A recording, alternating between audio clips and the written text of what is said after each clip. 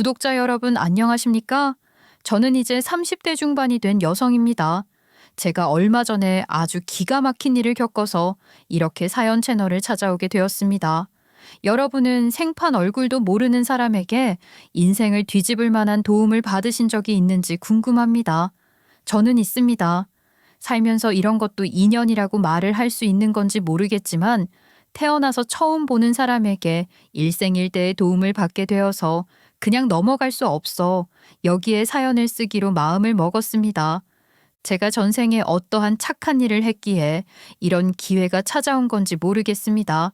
정작 믿어야 할 사람에게 배신을 당하고 상상하지도 못했던 도움을 받게 된 그날의 이야기를 지금부터 한번 시작해 보도록 하겠습니다. 사람의 운명이라는 것은 스스로 개척할 수 있는 것이라고들 말합니다. 많은 이들이 그렇게 이야기하곤 하죠. 하지만 저는 그 말을 쉽게 믿지 못했어요. 적어도 저에게 주어진 환경은 제가 노력한다고 해서 바꿀 수 있는 성질의 것이 아니라고 느꼈기 때문입니다. 처음부터 너무 많은 것들이 제 뜻대로 되지 않았고 그 모든 것이 제 책임이 아니었음에도 불구하고 제 몫이 되어버린 일이 많았어요.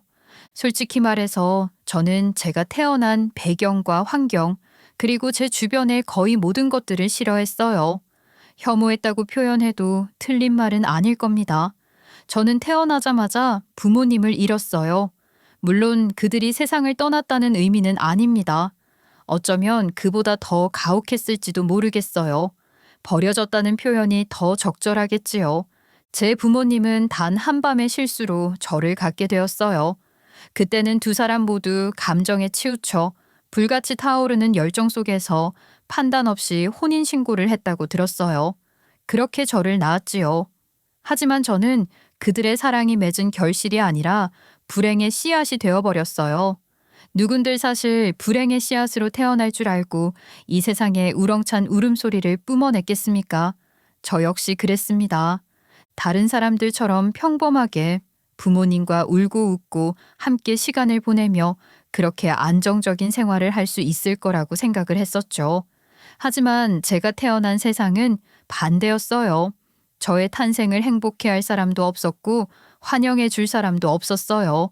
만약 이런 제 인생을 조금이라도 알았더라면 저는 엄마 뱃속에 숨은 채 세상 밖으로 나올 준비조차 하지 않았을 겁니다. 그만큼 제 인생은 비관적이었어요. 어린 시절에 저는 몸이 약했고 잔병치레가 많았습니다. 부모님 두 분 다 아직 어린 나이였기에 그런 저를 돌보는 것조차 벅찼던 모양입니다. 저희 어머니는 저를 낳았을 당시 겨우 22살이셨다고 합니다. 이제 와서 생각해보면 아직 본인 인생도 제대로 살아보지 못했을 나이에 아이를 키운다는 것이 얼마나 버거웠을지 짐작은 됩니다. 그 나이에는 보통 친구들과 노는 게 가장 즐거울 때 아니겠어요? 저희 22살을 생각해보면 누군가의 인생을 책임져야 하는 어른의 모습보단 아직은 부모님 품에 숨어 놀고 싶은 아이의 모습이 더 많았을 거란 상상을 합니다. 물론 저는 부모님과 같이 하지 않았기 때문에 그렇게 철없이 굴진 못했지만요. 어린 부모는 서로에게 책임을 미루기 시작했어요. 매일같이 싸움이 끊이질 않았다고 하더군요.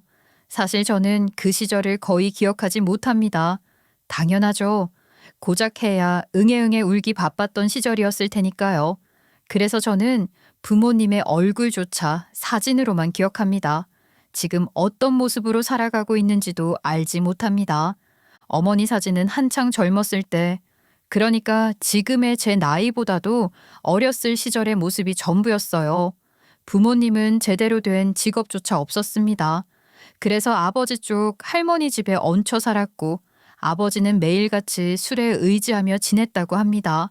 반면 어머니는 남의 집살이처럼 취급받는 게 싫다며 끝내 집을 나가버리셨어요.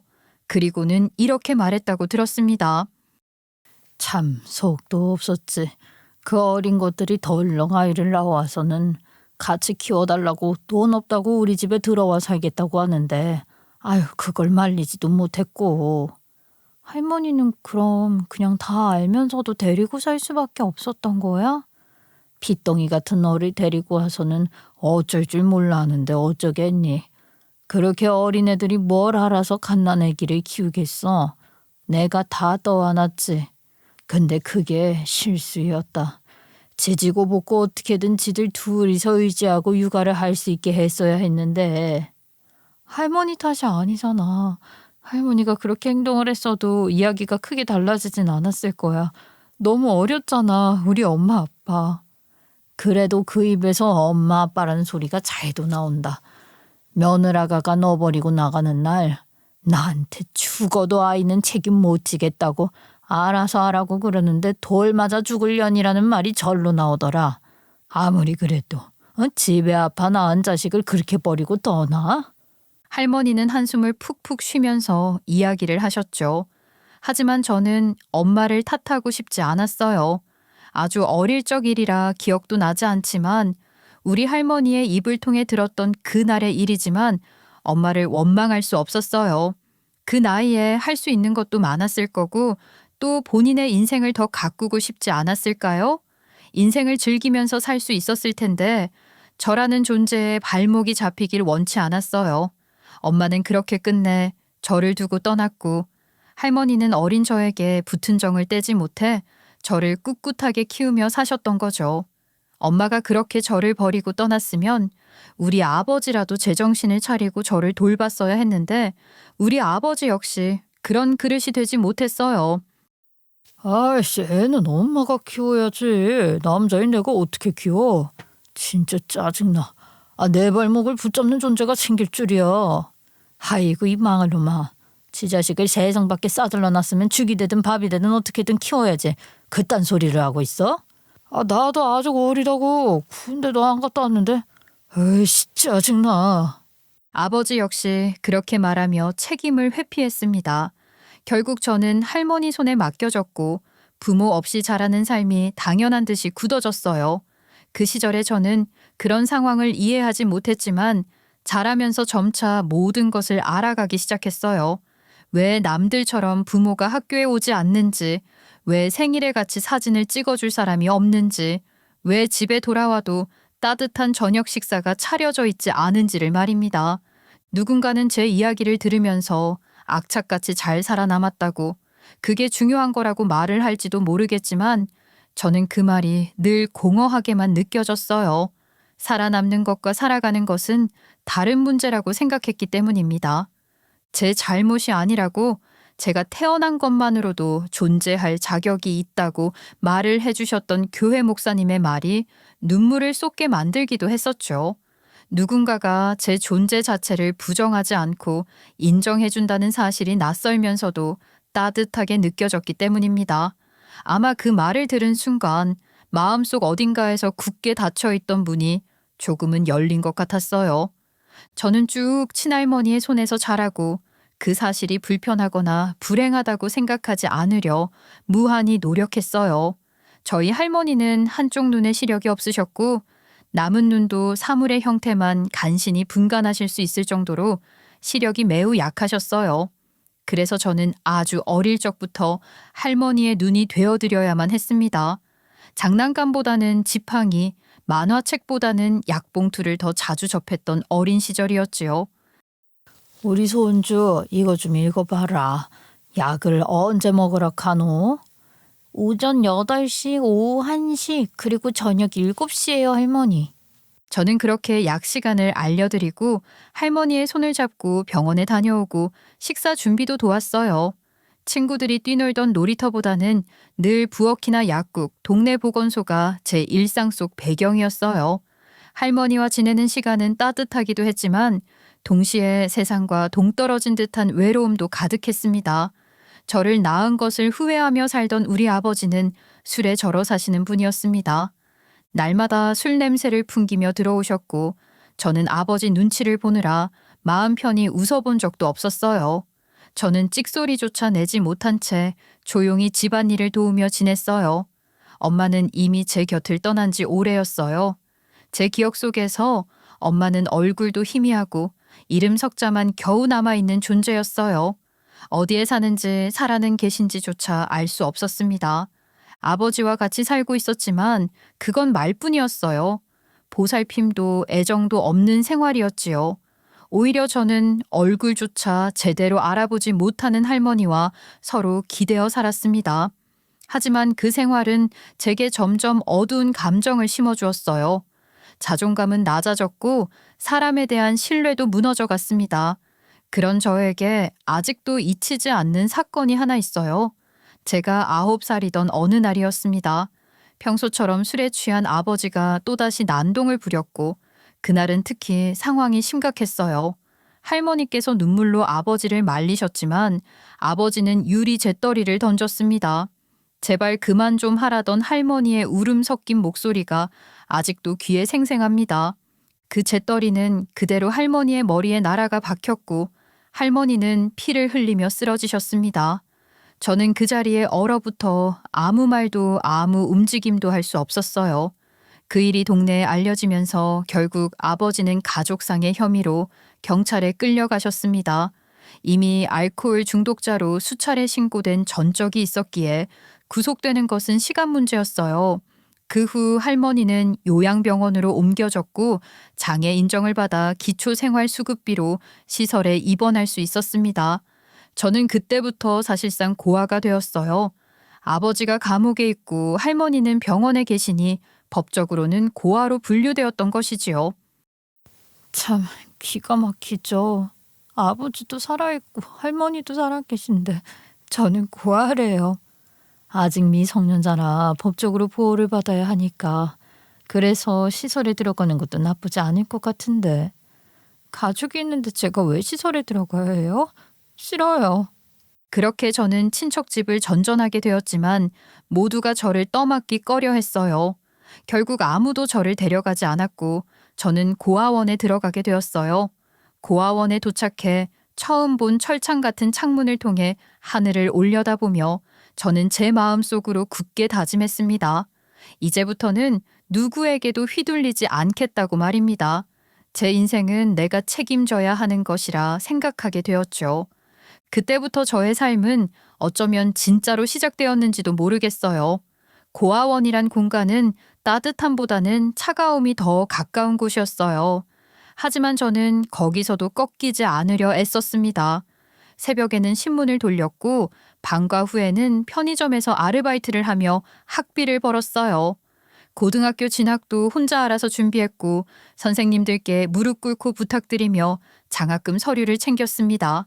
친구들이 소풍 가는 날 도시락을 자랑하며 웃을 때 저는 부럽긴 해도 울지 않았어요. 저는 언젠가 누구보다 좋은 삶을 살 거야라고 믿었으니까요. 세상이 제게 준 가족은 없었지만 그 대신 제 안에 단단한 뿌리 하나가 자라났습니다. 바로 포기하지 않는 마음과 자존심이었어요. 아무리 넘어져도 다시 일어나는 힘, 그리고 저를 스스로 지킬 수 있는 용기 말입니다. 그렇게 저는 조금씩 제 삶을 일으켜 세워가기 시작했습니다. 저는 이를 악물고 밤마다 공부에 매진했어요. 서울의 명문대학교에 장학금으로 합격했을 때 그 순간은 제게 있어 진정한 인간 승리였습니다.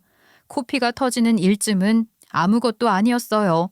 다른 친구들처럼 학원을 다닐 수는 없었지만 공공도서관에서 하루 종일 문제집을 풀며 공부했어요.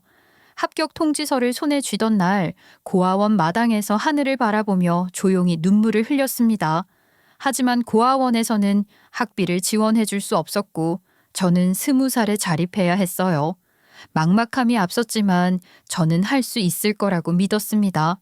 지금까지 이 기구한 운명을 어떻게든 뚫고 살아왔기 때문이었어요. 대학에 다니면서도 단 하루도 허투루 살지 않았어요.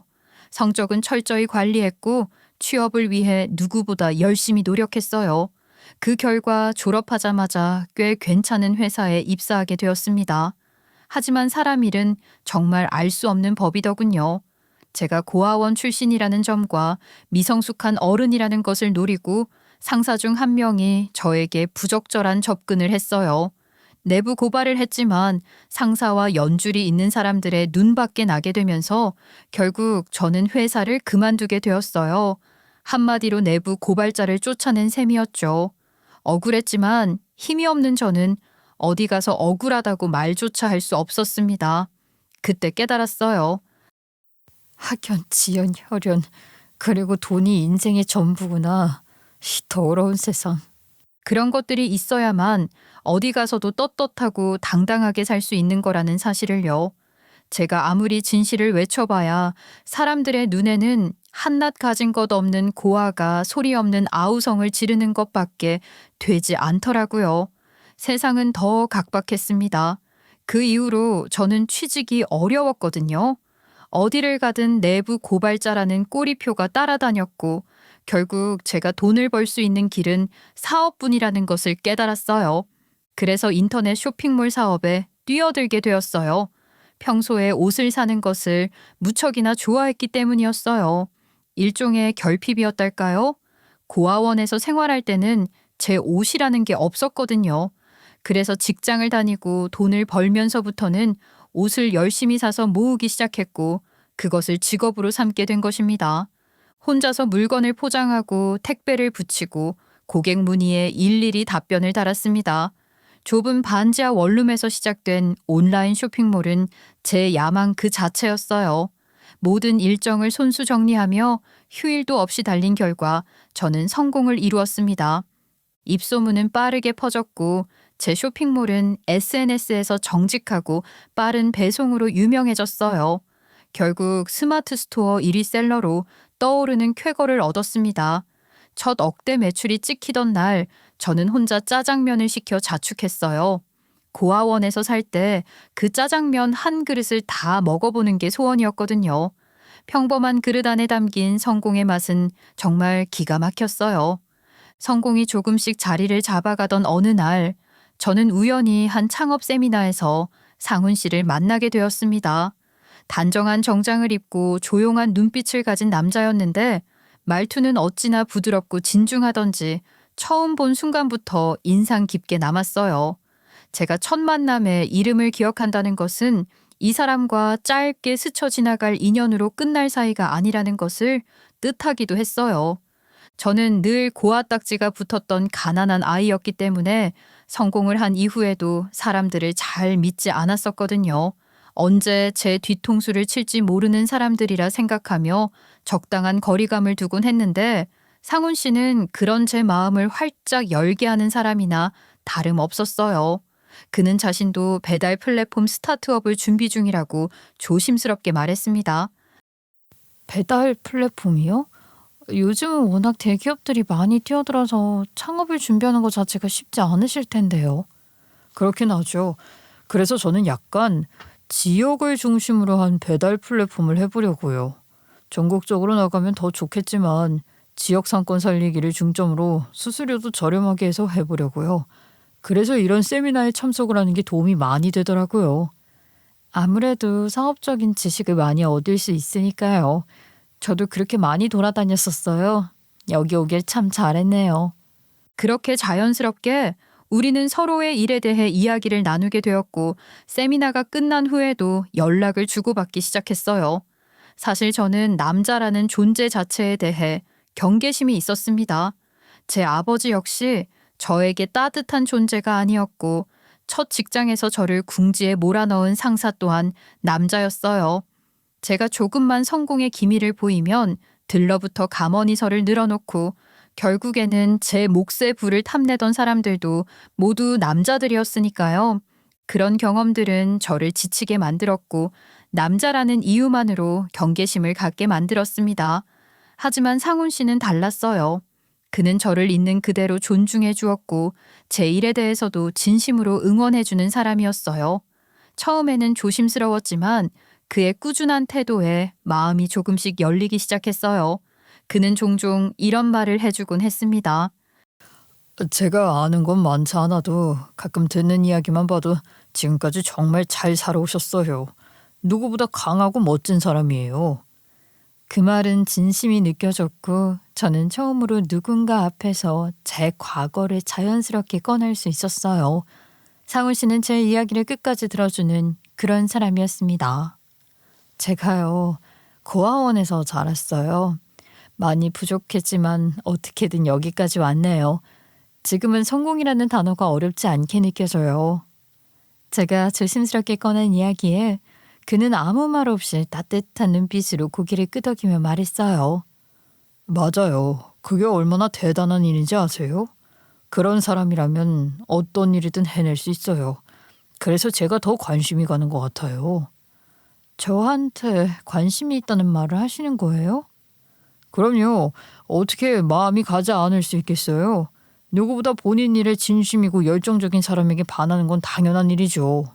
처음으로 받아보는 고백이었어요. 그렇게 우리는 서로에게 조금씩 스며들었고 사업 이야기를 나누며 서로에게 실질적인 도움도 주기 시작했어요. 그는 제 쇼핑몰 운영에 대한 조언을 해주었고 저도 그가 준비 중이던 플랫폼 아이디어에 피드백을 주곤 했어요. 함께 브런치를 먹으며 서로의 꿈을 이야기하는 시간은 제게 큰 위안이 되었고 무게 있던 마음이 조금씩 가벼워졌습니다. 그렇게 우리의 관계는 더욱 깊어졌고 마침내 결혼을 약속하게 되었어요. 저는 결혼을 현실적인 선택이라 생각했기 때문에 그에게 조심스럽게 말했어요. 저는 가족이라는 단어가 주는 무게가 중요하다고 생각했어요. 요즘 사람들 쉽게 사랑하고 쉽게 이별하잖아요. 하지만 저는 가족에 대한 결핍이 있었기 때문에 그렇게 쉬운 결정을 하고 싶지 않았습니다. 우리 혼인신고 전에 잠시라도 함께 살아보는 게 어떨까? 맞지 않으면 억지로 평생을 끌고 가는 건 서로에게도 상처일 테니까. 혼인신고를 하기 전에 동거를 해보자는 이야기에 상훈 씨는 잠시 고민을 하는 듯 하더니만 고개를 끄덕였습니다. 제가 어떤 삶을 살았는지 누구보다 잘 알고 있는 사람이었기 때문에 제 의견을 존중해 준 것이었어요. 서로에 대해서 조금 더 많이 알아보는 것이 나쁘지 않다고 의견이 일치한 덕분에 저희는 서로의 삶에 조용히 아주 조금씩 스며들게 되었어요. 동거를 시작하고 나서 상훈 씨는 예상보다 더 살뜰하게 저를 챙겨주었습니다. 장을 보러 갈 때도 손을 꼭 잡고 걸었고 함께 사는 공간을 더 따뜻하게 만들기 위해 인테리어 소품을 고르며 소소한 행복을 나누었어요. 정말 사소하게 컵 하나를 골라도 서로의 취향을 존중해 주었죠. 저는 점점 더 그를 믿게 되었고 사업자금 일부도 함께 관리하기 시작했습니다. 함께라면 더 큰 꿈을 이룰 수 있을 거라는 확신이 들었으니까요. 그에 대한 믿음은 시간이 지날수록 커졌어요. 상훈 씨는 음식 배달 플랫폼 스타트업을 운영 중이었잖아요. 어느 날 투자금이 부족하다며 조심스레 이야기를 꺼내더라고요. 말끝을 흐리던 그는 결국 이 시점이 회사의 전환점이 될 수도 있다며 프레젠테이션 자료까지 준비해 보여주었고 제게 조심스럽게 도움을 요청했습니다. 사실 저는 돈이 있었어요. 그리고 창업자의 입장에서 그 절박함을 누구보다 잘 알고 있었기에 그의 부탁이 그저 부담스럽게만 느껴지지 않았습니다. 도리어 자연스럽게 마음이 움직였고 고민도 없이 제 통장에서 1,000만 원이 넘는 금액을 바로 이체해 주었어요. 그 투자인 셈인데 계약서 같은 건 따로 안 써도 괜찮겠지? 글쎄, 확실하게 짚고 넘어가야 할 건 해야 하지만 그래도 우리가 결혼하면서 같이 생활을 하게 될 건데 부부 사이에 그런 게 의미가 있나? 맞지. 우리는 이제 운명 공동체잖아. 앞으로 내가 훨씬 더 잘할게. 나만 믿어줬으면 좋겠어. 사랑이라는 것에는 조건이나 계약서가 없는 법이니까 난 상훈 씨 믿어. 상훈 씨는 제 손을 꼭 잡고 아무 말 없이 한참 동안 눈을 감고 있었어요. 아마 마음이 복잡했을 겁니다. 하지만 그 순간 저희는 서로에게 얼마나 의지하고 있는지 더욱 깊이 느낄 수 있었습니다. 저는 가족이라 부를 사람이 없었잖아요. 부모님은 어린 시절 이혼하셨고 각각 새 삶을 꾸리며 저와는 멀어졌습니다. 덕분에 저는 늘 혼자였고 누군가에게 기대는 법을 잊고 살아왔어요. 그런 제게 상훈 씨는 처음으로 가치를 이야기해준 사람이었습니다. 하지만 늘 좋은 것만 저를 따라올 순 없었어요. 상훈 씨에게는 홀어머니가 한 분 계셨는데 처음 인사드렸을 때부터 조금 이상한 낌새를 느꼈어요. 정신이 온전하지 않다고 느껴질 정도로 불안정한 모습이었고 상훈 씨를 정훈이라고 부르셨어요. 정훈이가 누구야? 왜 어머님께서는 상훈 씨를 정훈 씨라고 그렇게 불러? 하루는 의문이 들어서 조심스럽게 상훈 씨에게 물어보았더니 머리를 긁적이면서 이야기를 하더라고요. 원래 이름이 정훈이었어. 어릴 적에 동네 무당이 이름을 바꾸라고 했대. 상훈이라는 이름을 가져야 인생의 길이 열린다고 해서 개명했지. 상훈이라는 이름으로 살다가 지민 씨 만난 거고, 어떻게 보면 정말 이름을 바꿔서 당신이라는 존재를 만나게 된 거 아닐까? 그 말에 저는 괜히 울컥했습니다. 마치 제게 오기 위해 상훈 씨가 삶의 방향을 바꿨다는 기분이 들어서였을까요? 그 순간 그의 손을 더 꽉 잡았어요. 하지만 시어머니는 점점 더 이해하기 어려운 행동을 하셨습니다. 어느 날은 갑자기 현관 앞에서 앉아 흐느끼며 정훈아, 정훈아 하며 애처롭게 부르셨고, 어떤 날은 저를 바라보며 저리 가라, 멀리 사라져라, 도망쳐라 라는 소리를 반복하셨어요. 그럴 때마다 상훈 씨는 참담한 표정으로 고개를 떨궜습니다. 눈물을 글썽이며 어머니 앞에 무릎을 꿇고 엄마 제발 정신 좀 차려요. 이제 저 혼자 아니잖아요 라고 호소했죠. 저희 할머니께서도 꽤 많이 아프신 뒤 돌아가셨었기 때문에 상훈 씨의 마음이 얼마나 찢어질 만큼 아플지 상상조차 되지 않았어요. 그 모습을 보며 저는 매번 마음이 아팠습니다. 상훈 씨의 눈물은 저를 한없이 안타깝게 만들었어요. 그래서 더더욱 그의 곁을 지켜주고 싶었습니다. 이 사람과 함께라면 어떤 시련이 와도 이겨낼 수 있을 거라 믿었어요. 저는 그렇게 그와의 운명을 개척해 나가고 싶었어요. 저희는 조용한 결혼식을 준비했습니다. 저는 양가 부모가 없는 처지였고 상훈 씨 역시 시어머니가 결혼식에 참석하면 난리가 날 수도 있다는 점을 걱정했어요. 그래서 양가 어른 없이 몇몇 친구들만을 초대해 작은 스몰 웨딩을 올리기로 했습니다. 햇살이 가볍게 스며들던 어느 날 저희는 작고 조용한 카페를 빌려 결혼 서약을 했어요. 축가도 화려한 드레스도 번쩍이는 플래시도 없었지만 그 순간만큼은 누구보다 빛나고 따뜻한 마음을 나누었어요. 서약서를 읽으며 상훈 씨는 제 눈을 바라보며 말했습니다. 지민 씨, 곧 혼인신고도 하자. 이 손 이제 놓지 않을게. 우리에게 결핍이 있었던 것만큼 서로가 채워줄 수 있을 거라고 생각해. 나도 마찬가지야. 상훈 씨 덕분에 사랑을 알았고 세상이 얼마나 밝고 아름다운 건지도 알았어. 우리 평생 행복하자. 그의 손은 따뜻했어요. 꼭 잡은 손끝에서 진심이 느껴졌고 저는 평생의 동반자를 만났다는 확신이 들었습니다. 우리는 함께라는 이유만으로도 충분히 행복했어요. 아직 이름도 미래도 불확실한 스타트업이지만 저는 상훈 씨와 함께라면 어떤 고난도 두렵지 않았습니다. 그가 울 때 같이 울고 웃을 때 함께 웃을 수 있다면 그 무엇도 문제가 되지 않았어요. 조용한 스몰 웨딩을 했기에 축하를 해준 사람들은 손에 꼽을 정도였어요.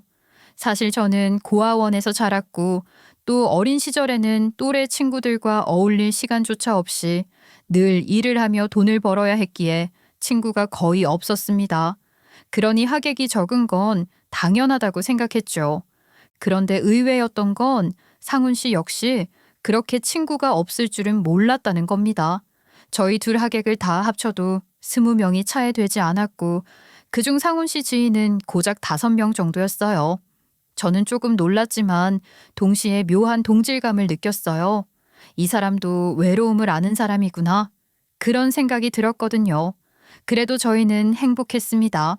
부족한 친구도 가족도 없었지만 서로를 잘 보듬어 주었어요. 서로의 마음속에 뚫려있던 구멍들을 조심스럽게 메워가며 지냈어요. 저희는 그렇게 서로에게 깊이 스며들었고 이 사람과 함께라면 무엇이든 이겨낼 수 있을 거라고 믿었어요. 하지만 시간이 조금씩 흐르면서 저는 이상한 기운을 느끼기 시작했어요. 분명 처음에는 매일 붙어 있으려 했던 사람이 어느 순간부터 혼자만의 시간을 찾기 시작한 겁니다. 처음에는 그냥 피곤해서 그러려니 했어요. 스타트업 준비도 한창이고 정신적으로나 육체적으로도 많이 지쳐 있을 테니까요. 하지만 혼자 조용히 휴대폰을 본다든가 갑자기 전화를 받으러 방을 나간다든가 혼자 산책을 나간다든가 하는 일이 늘어났습니다. 사업 핑계를 대고 새벽에 들어오는 날도 많아졌고요. 다행히 술 냄새가 난다든지 수상한 흔적이 있는 건 아니었기에 저는 일부러 모른 척하며 마음을 다잡으려 했어요. 그러던 중 저는 더 이상 미룰 수 없겠다는 생각이 들었어요. 바로 혼인신고였죠. 결혼식을 올린 지 3달이 지났고 법적으로도 부부가 되어야 할 시점이라고 판단했어요. 아무리 요즘은 형식보다 마음이 중요하다지만 법적인 부부가 된다는 건 또 다른 의미니까요.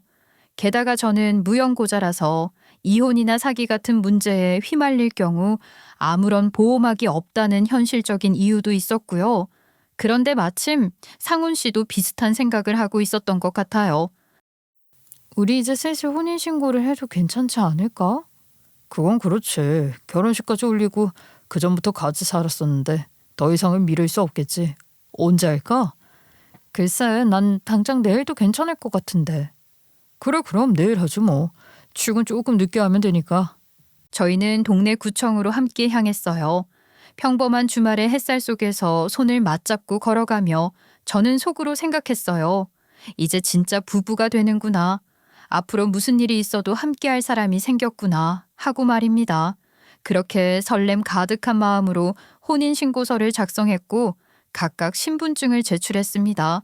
분주하게 혼인신고서를 처리하고 있는 직원을 보면서 왠지 모를 뭉클함이 느껴져 상훈 씨의 얼굴을 보고 있었죠.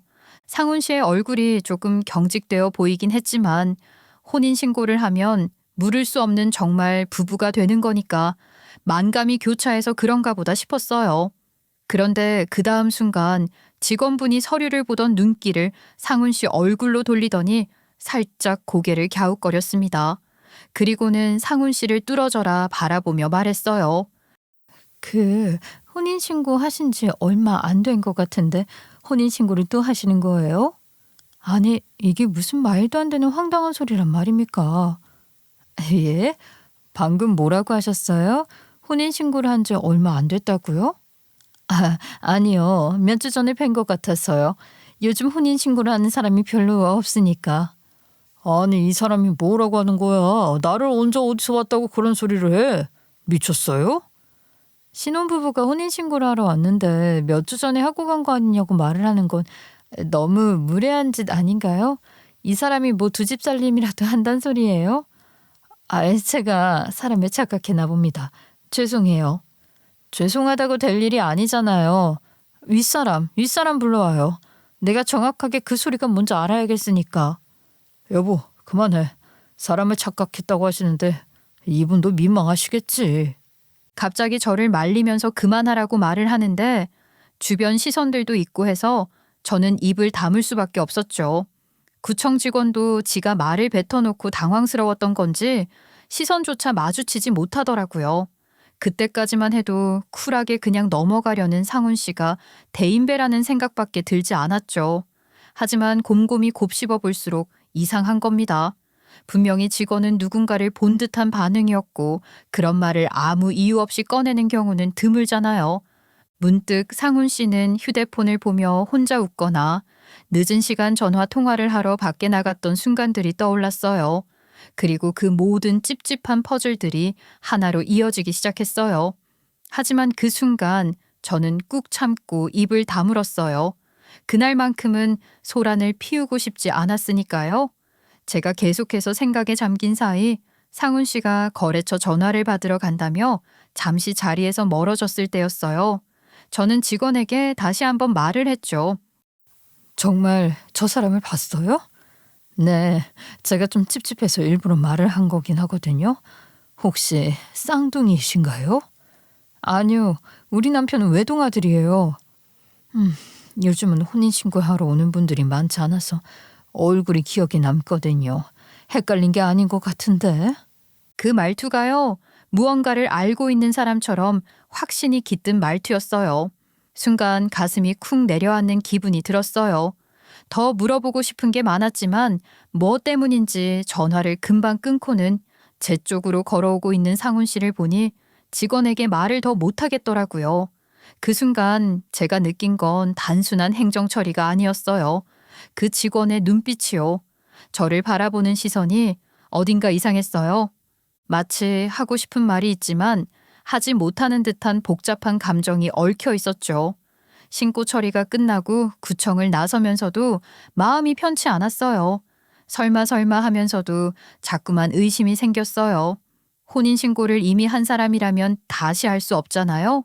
초본 같은 걸 떼보면 혼인 기록이 나오니까 제가 바로 확인해 봤어요.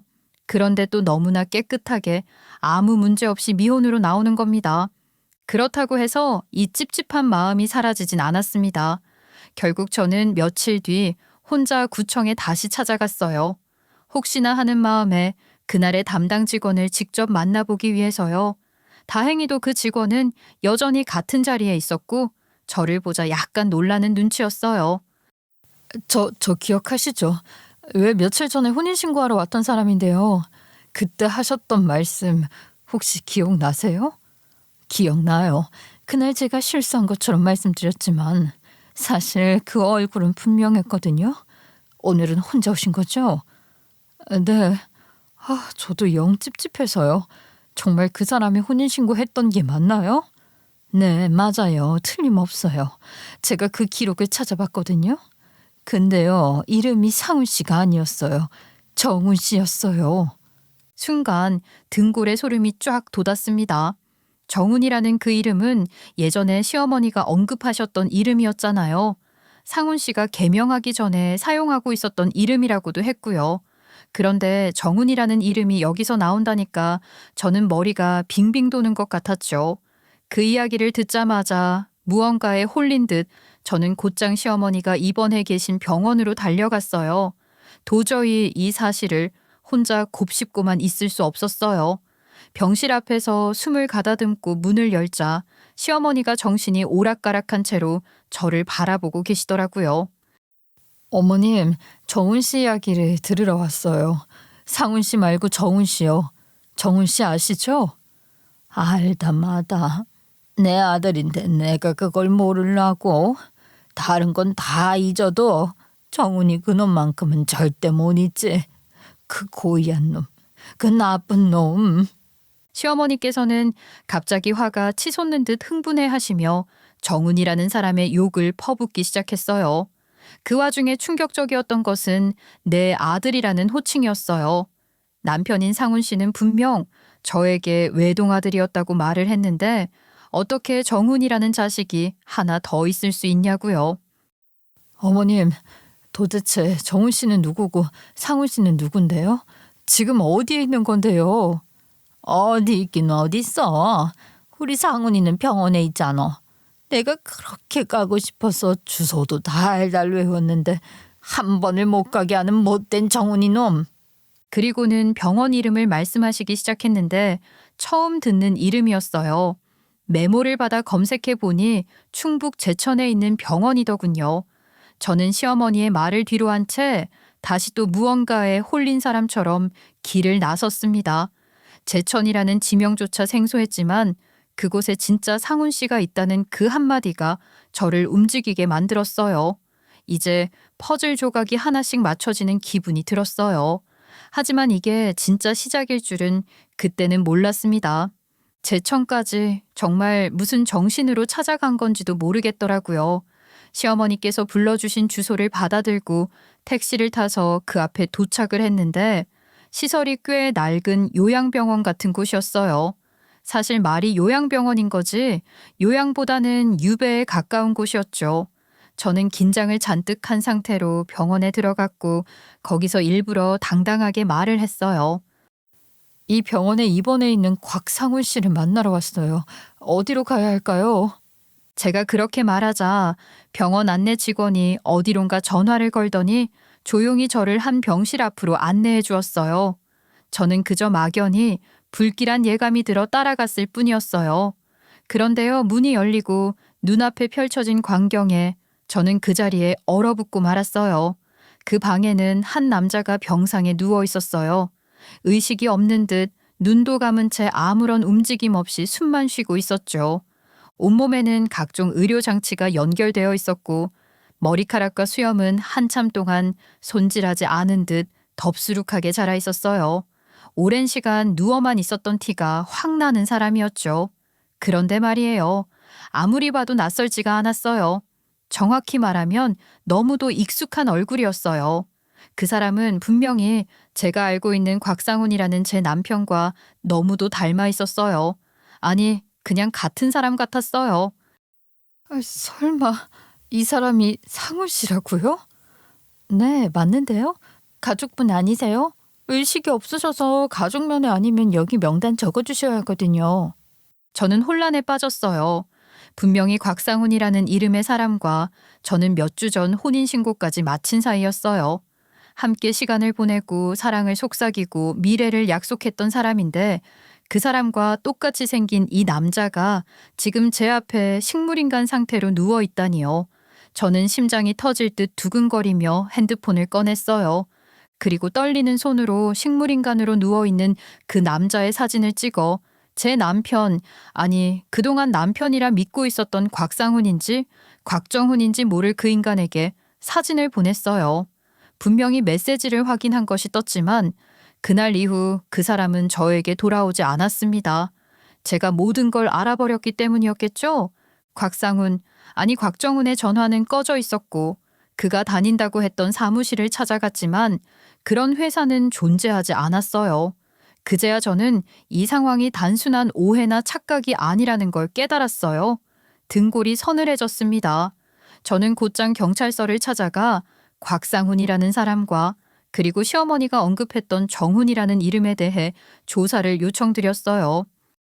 저 아무래도 결혼 사기를 당한 것 같습니다. 두 사람 곽상훈과 곽정훈에 대해 조사해 주세요. 경찰은 제 진술을 신중히 들은 뒤 바로 수사에 착수했어요. 저는 하루하루가 악몽 같았습니다. 머릿속이 뒤죽박죽이라 아무 생각도 정리가 되지 않았고 매일이 멍한 상태로 흘러갔어요. 그렇게 시간이 흘러 경찰 수사를 통해 드러난 진실은 상상을 초월했어요. 제가 사랑한다고 믿었던 그 사람은 정말로 곽정훈이라는 인물이었어요. 그는 실제로는 곽상훈이 아닌 그의 친동생이었던 것이죠. 더욱 충격적인 사실은 이 곽정훈이라는 사람은 이미 다른 여자와 혼인신고를 한 상태였다는 겁니다. 말하자면 저와의 혼인신고는 철저히 거짓으로 꾸며진 것이었고 오직 돈을 노린 사기극이었던 거예요. 제 속에서 터져나오는 울분을 도저히 감출 수가 없었어요. 곽정훈은 사업을 한다며 저에게 투자를 부탁했고 저는 순진하게도 그를 믿고 제 돈을 내어주었어요. 그가 애정결핍이 심했던 제 감정을 교묘히 이용했다는 것도 저는 이제야 알게 되었어요. 경찰 조사에 따르면 그가 저를 처음 만난 장소 역시 사업 설명회가 아닌 여자를 물색하기 위한 자리였다고 하더군요. 더 믿을 수 없는 사실이 하나 더 있었습니다. 병원의 식물인간으로 누워있던 곽상훈이라는 형 말입니다. 그러니까 진짜 상훈 씨가 그렇게 된 이유 역시 곽정훈 때문이었어요. 두 사람은 과거의 의견 차이로 인해 격렬하게 싸웠고 그 과정에서 상훈 씨가 계단에서 떨어져 의식불명 상태가 된 것이었습니다. 저는 이 얘기를 들었을 때 온몸이 얼어붙는 듯한 충격을 받았어요. 시어머니가 예전부터 이상한 행동을 하셨던 이유도 바로 여기에 있었습니다. 아들이 사고로 식물인간이 되고 또 다른 아들은 그런 형의 신분을 도용해 사람들을 속이며 살아가고 있었던 겁니다. 경찰의 본격적인 조사가 시작되었고 상훈 씨 이름으로 사용된 신분증과 주민등록번호는 실제 병원에 누워있는 형의 것이 맞다는 것이 밝혀졌어요. 저는 그때부터 다시 제 일상으로 돌아갈 수 없었습니다. 그렇게 저는 집에서 혼자 그가 남기고 간 흔적들을 뒤지기 시작했어요. 책상, 서랍, 옷장, 서류 더미, 그리고 그의 노트북까지요. 놀랍게도 노트북은 포맷되어 있었고 아무런 정보도 남아있지 않았어요. 하지만 경찰은 걱정 말라며 포렌식을 진행해 주셨고 그 결과 중요한 증거들이 하나둘씩 드러나기 시작했어요. 복원된 사진 폴더에는 다른 여성과 함께 리조트에서 찍힌 사진들, 그리고 그와 함께 찍힌 영수증들이 남아 있었어요. 영수증에는 분명 그의 이름이 찍혀 있었고 두 사람이 함께 지낸 흔적이 명확히 남아 있었어요. 더 그 증언에 힘을 실어주었던 것은 구청 직원이었습니다. 경찰서로 찾아와 곽정훈의 노트북에서 발견이 된 여자와 찍은 사진을 보며 증언을 해주었거든요. 이 여자 맞아요. 몇 주 전에 이 여자랑 같이 와서 혼인신고를 하고 갔다니까요. 수사 결과 곽정훈은 본처와 함께 사기 결혼을 반복하며 돈을 뜯어내는 방식으로 빚을 갚고 있었던 것이었어요. 그 말에 저는 한동안 아무 말도 할 수 없었어요. 제게 사랑한다, 같이 늙어가자던 그 말들은 모두 돈을 뜯어내기 위한 수단에 불과했던 것이었어요. 이건 배신이라는 말로는 설명할 수 없는 아픔이었습니다. 그 사람을 믿었던 만큼 몇 배로 쓰라렸어요. 하지만 이런 쓰레기에게 걸린 제가 제일 바보같이 느껴졌죠. 수사가 진행이 될수록 주변 사람들은 저에게 제 잘못이 아니라고 말을 했지만 저는 모든 게 제가 어리석기 때문에 벌어진 일이라고 생각했어요. 하지만 그게 끝이 아니었어요. 제가 곽정훈이라는 사람에게 사업을 한다는 말에 속아 투자했던 금액, 그리고 공동 명의로 만들어졌던 계좌 자산, 심지어는 쇼핑몰의 일부 권한까지 전부 그의 손에 넘어가 있었던 겁니다. 제가 모르는 사이에 그 사람은 교묘하게 집에 있는 제 도장, 제 서류, 제 웹 정보를 가지고 티가 나지 않을 정도로 서서히 제 재산을 빼돌리고 있었던 것입니다. 경찰과 함께 확인을 하는데 소름을 넘어 경악스럽기까지 하더라고요. 하나둘 밝혀지는 진실에 저는 이제 확신할 수밖에 없었어요. 곽정훈, 아니 상훈이라는 이름으로 제게 접근한 그 사람은 처음부터 저의 돈을 노리고 계획적으로 접근한 것이었어요. 사랑은 없었습니다. 오로지 사기와 거짓뿐이었어요. 당시 저는 너무도 당황스러웠지만 정신을 바짝 차려야 했어요. 그 사람이 만들어 놓은 가짜 계약서들과 서류를 하나씩 확보하기 시작했습니다. 명백한 이중 계약, 실제로 존재하지도 않는 투자 약정서, 그리고 심지어는 제 인감까지 위조된 문서들이 발견됐어요. 제가 아무 의심 없이 믿었던 그 모든 것들이 다 허위였던 겁니다. 이건 정말 처음부터 법적인 장치까지 생각하고 움직인 거예요. 그냥 나쁜 사람 정도가 아니었어요. 아주 치밀하게 준비된 범죄자였어요. 속상하시겠습니다. 그럼 저는 모든 것을 빼앗길 수밖에 없는 건가요? 아니요. 여기 보시면 이쪽에서 철저하게 숨긴다고 숨긴 것 같긴 한데 이중 정보가 드러나고 포렌식을 통해서 사기를 치려고 했던 내용이 담겨있는 이메일까지 전부 복구가 돼서요. 법원에서는 아마 피해자 쪽 편을 들어줄 겁니다. 그럼 재판을 피할 수는 없다는 이야기겠네요? 그동안 뜯긴 것들, 변경된 재산들 전부 돌려받으려면 어쩔 수 없죠. 시간이 좀 걸릴 수도 있겠지만 증거는 완벽하니까 괜찮을 겁니다. 경찰이 포렌식을 해야 한다고 주장을 하지 않았었다면 저는 이 사실을 평생 모르고 지나갔을지도 모릅니다. 저는 울지 않았어요. 눈물은 이미 다 말라 있었어요. 그저 분노만이 남아 있었죠. 억울하고 분해서 주체할 수 없었지만 한편으로는 이렇게라도 진실을 마주할 수 있었다는 게 다행이라는 생각도 들었어요. 그동안 모아놓았던 증거들을 정리해 변호사에게 넘겼어요. 사기, 신분도용, 위조 문서 사용 혐의로 고소장을 접수했고 경찰은 본격적인 수사에 착수했어요. 그리고 며칠 뒤 기다리던 연락을 받았습니다. 곽정훈, 그러니까 제게 곽상훈이라며 접근했던 그 사람은 본처와 함께 해외로 도피하려던 중 인천공항에서 체포된 것입니다. 도망갈 생각을 하다니 끝까지 뻔뻔하네요. 나한테 미안하다고 빌고 또 빌어도 시원찮을 판에 도망을 치려 했다고? 제가 제출한 자료가 결정적인 증거로 작용했어요. 검찰은 두 사람 모두를 공범으로 판단했고 그들이 제 돈으로 해외에서 새 출발을 하려 했다는 사실이 밝혀졌습니다. 제가 느꼈던 참담함은 말로 다 표현할 수 없을 정도였어요. 저는 그 사람을 믿었고 사랑했으며 함께 미래를 꿈꿨습니다.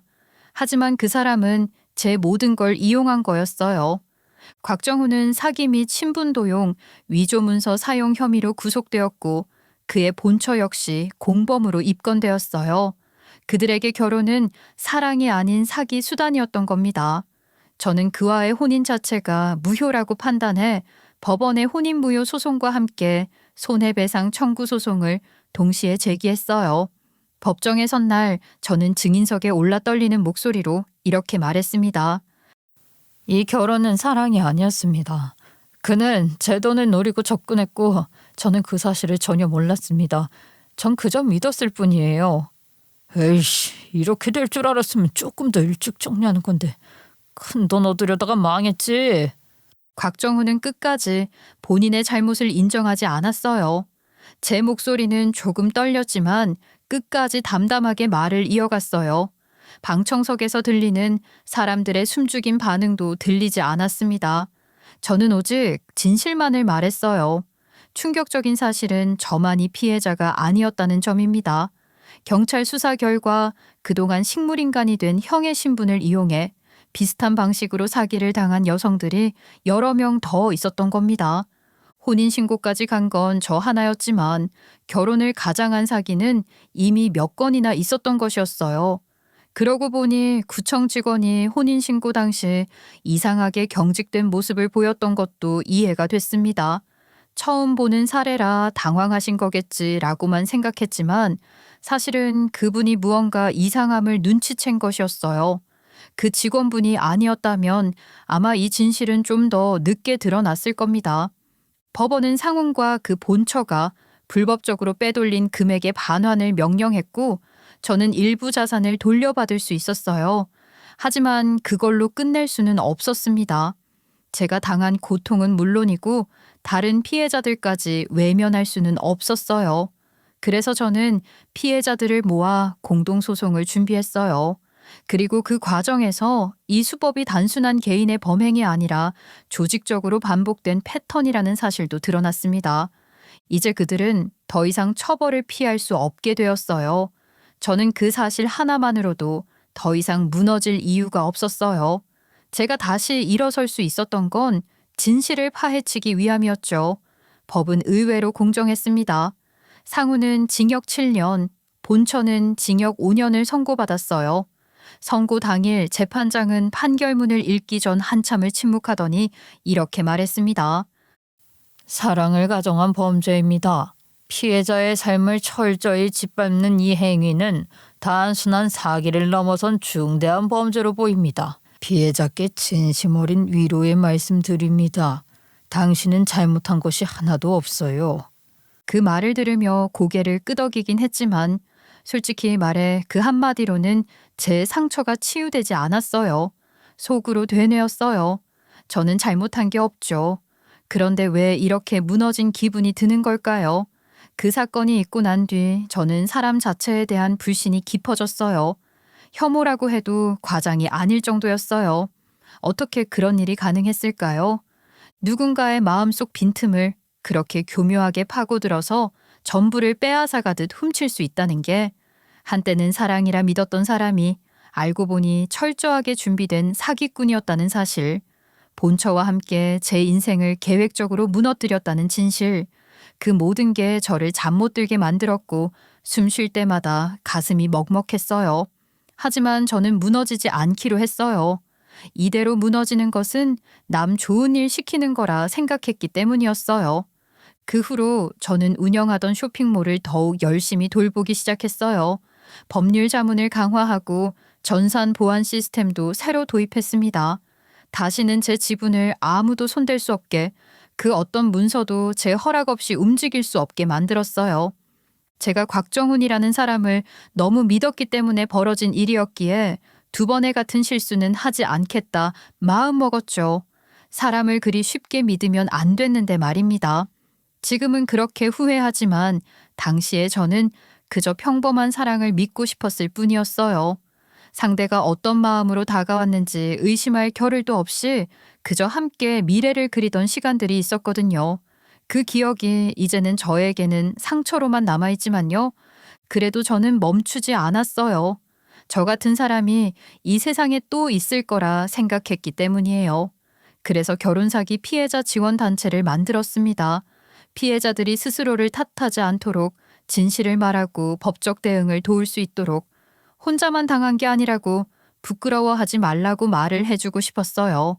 좋은 기회가 찾아와 간견도 시작했어요. 처음엔 목소리가 떨렸지만 어느 순간부터는 저 자신도 몰랐던 힘이 생기더라고요. 법률 캠페인도 함께 했어요.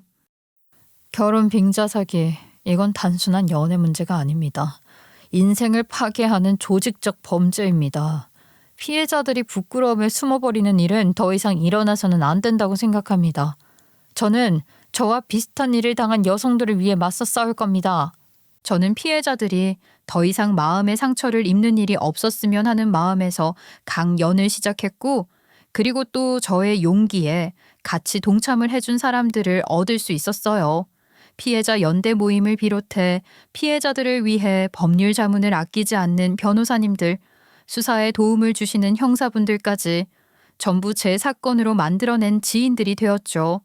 저는 이제 정말로 혼자입니다. 의지를 할 수 있을 거라 생각했던 사람도 없고, 가족이라고 부를 수 있는 존재는 더더욱 없지만 왜 마음은 이전보다 더 꽉 차고 든든한 걸까요? 이렇게 사연을 쓰는 지금도 예전만큼 외롭다고 생각이 들진 않아요. 여러분, 저 지금 마음 단단하게 잘 붙잡고 있어요. 하지만 언제라도 또 힘든 일이 생길 수 있겠죠. 그때마다 제 친구에게, 제 어머니에게, 제 할머니에게 털어놓는 심정으로 이곳을 찾아와도 될까요? 사연을 들어주신 여러분들이 저희 가족이 되어주시길 바라며 사연을 마치겠습니다. 감사합니다.